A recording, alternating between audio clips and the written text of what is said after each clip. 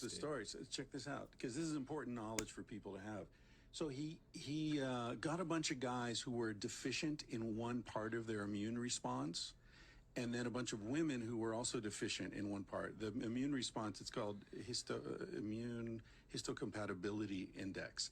And let's say it has 5 elements. So they would find a bunch of guys who were low in 1 or 2 or number 3 or number 4, whatever, and women who had the same different deficiencies.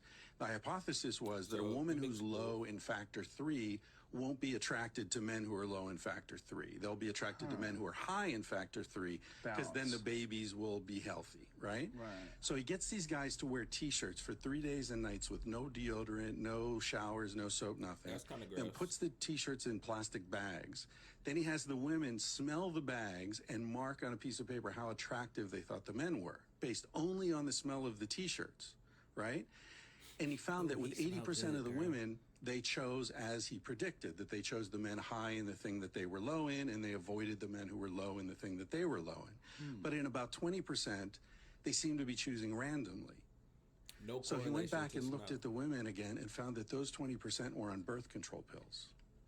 Whoa. So the birth control pill short circuits that response. Whoa. So think of how many couples have gotten together when she's on the pill, and they both like Louis C.K. Joe's looking into the distance. Was she on the pill when I met her?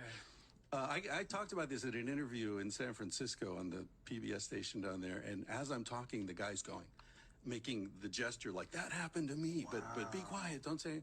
And after the interview, he's like, dude, that's exactly, my wife went off the pill and she was done with me.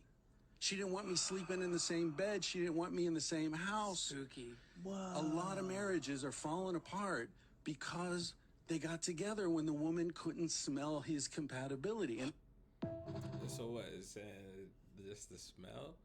Or I don't know. It's crazy. It's crazy to think that something that was looked at as being phenomenal could actually be detrimental in the long run.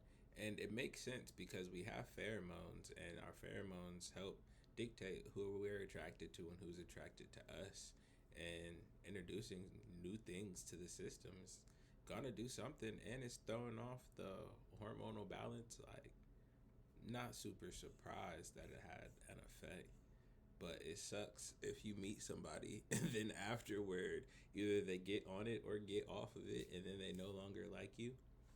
Sheesh.